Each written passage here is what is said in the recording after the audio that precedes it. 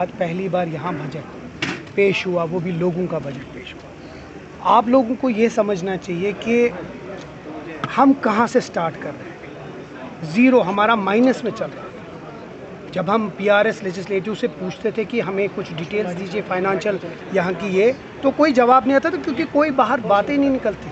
पहली बार हमें बात चली और मैंने इनको आज याद दिलाया अपनी स्पीच में। जब एक फुल फ्लेज स्टेट थी तब 18,000 करोड़ का डेफिसिट था। आज हमारी यूटी है वो भी इतनी बुरे हाल में, तब भी उमर साहब ने इसको सिर्फ 8,000 डेफिसिट किया। तो आप समझ सकते हैं कि हम किस हिसाब से चल रहे हैं। हम कोशिश कर रहे हैं कि जो हमारा डेफिसिट है वो कम हो। हम चाहते हैं कि किसी तरीके से, देखिए ये पहला बजट है, ये चौथा या पांचवा बजट नहीं है। पहले बजट में जो जो हमसे मुमकिन हो पाया हम होंगे, हमने किया।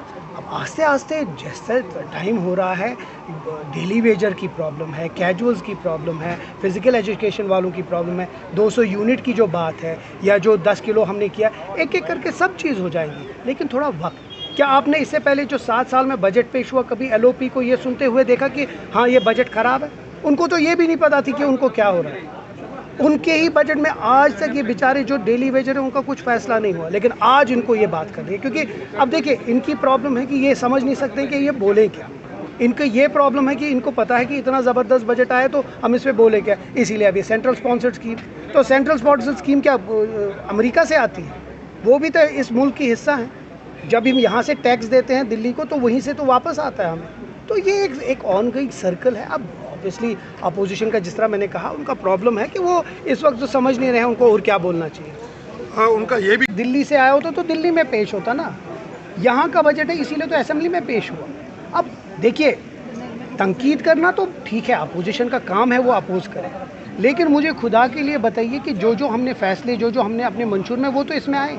और एक इमारत बनाने के लिए पहले प्लिंथ बनाना पड़ता है, उसके बाद वो बड़ी इमारत बनती है, उसके बाद वो अच्छी इमारत बनती है।